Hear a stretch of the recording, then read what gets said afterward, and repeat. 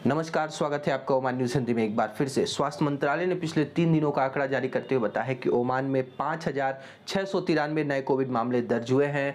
9 लोगों की मौत पिछले 3 दिनों के अंदर दर्ज की गई है। सल्तनत में दर्ज कुल मामलों की संख्या अब 3,36,460 हो गई है। मरने वालों का कुल आंकड़ा 4,143 हो गया है। जो लोग ठीक हो गए हैं उनकी संख्या 3,13,465 है, यानी कि 93.2% की रिकवरी रेट दर्ज की जा रही है ओमान में। पिछले 24 घंटे के अंदर 89 पेशेंट्स को आईसीयू में हॉस्पिटल में एडमिट करने की आवश्यकता पड़ी है। इस समय जो लोग हॉस्पिटल में एडमिट है उनकी संख्या 299 हो चुकी है, जिनमें से 53 पीपल आईसीयू में अपना इलाज करा रहे हैं। ओमान में इस समय जो जनसंख्या कोविड से पॉजिटिव है उनकी कुल आंकड़ा 18,000 के करीब पहुंच चुका है।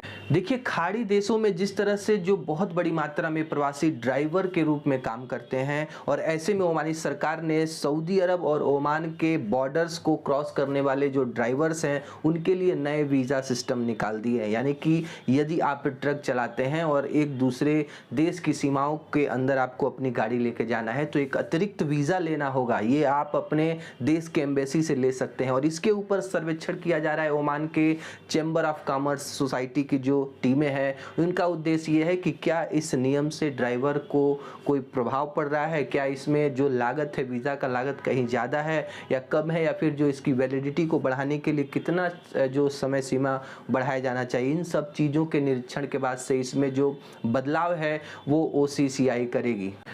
नेशनल सेंटर फॉर स्टैटिस्टिक्स ने ओमान में हुए बच्चों के खिलाफ हिंसा के मामले का आंकड़ा जारी करते हुए बताया कि पिछले साल 2021 में बच्चों पर हुई जो हिंसा के कुल 411 मामले आरोपी ने दर्ज किए हैं। 161 उत्पीड़न का मामला है और अन्य हिंसा के जो 156 मामले हैं। घुसपैठ के 73 मामले और रेप के 11 मामले सामने आए हैं। देखिए, रॉयल ओमान पुलिस ने अपने जो नागरिकों से आह्वान किया है कि बच्चों से आप, खास करके जो बच्चे किशोरावस्था में है, इस तरह से आप उनसे अपने संबंध बनाइए कि किसी भी प्रकार की परेशानी या फिर किसी प्रकार की मुसीबत में यदि बच्चे हों तो उस चीज को क्लियरली आपसे बता सके, ताकि जो पेरेंट्स हैं समय रहते उनकी मदद कर।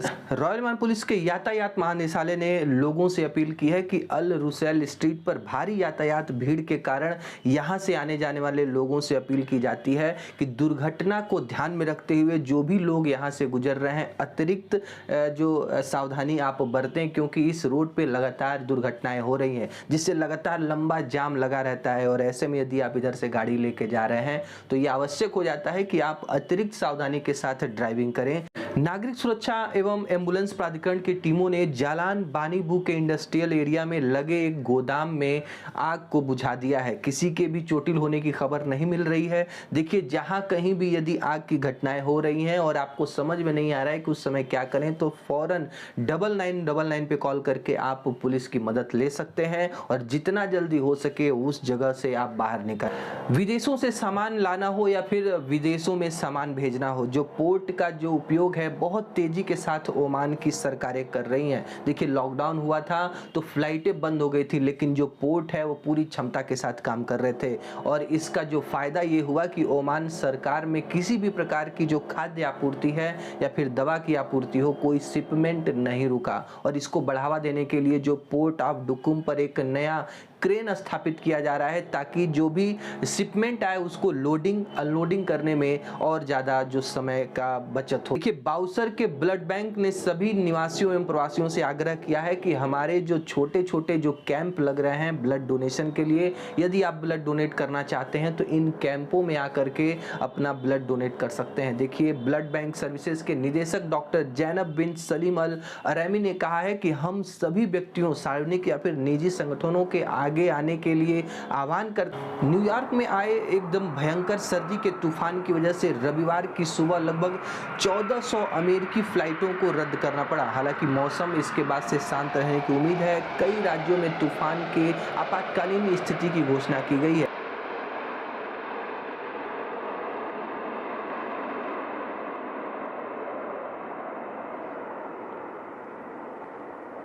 देखिए, भारत और ओमान के रक्षा मामलों के बीच एक संयुक्त सैन्य सहयोग समिति की 11वीं बैठक का आयोजन होना है, जो कि भारत में 31 जनवरी से 3 फरवरी तक चलेगा। और इसमें भाग लेने के लिए ओमानी पक्ष के नेतृत्व करते हुए रक्षा मंत्रालय के महासचिव डॉक्टर मोहम्मद नासिर भारत के लिए रवाना हो चुके। ओमान में सबसे ज्यादा कौन से अपराध होते हैं, क्या आपको पता है? देखिए, पिछले साल ओमान में जो चेक बाउंस के 7,000 से अधिक मामले दर्ज किए गए थे। यानी कि सल्तनत में यदि कोई अपराध सबसे ज्यादा लोगों के द्वारा किया जाता है तो वो है चेक का लगातार बाउंस होना। इस सार्वजनिक अभियोजन ने बताया है कि पूरे मामलों का 96% केवल चेक बाउंस से संबंधित जो अपराध है वो ओमान में दर्ज किए जाते हैं। बाकी 4% में घुसपैठ, इलीगल ड्रग्स तस्करी या फिर अन्य चोरी डकैती या फिर अवैध रूप से ओमान में रहने के अपराध इसमें शामिल होते हैं। ओमान में रहने वाले प्रवासियों के लिए एक आवश्यक सूचना है, यदि आप टैक्स देने वाले जो कैटेगरी के अंदर आते हैं तो आप टैक्स के नोटिस का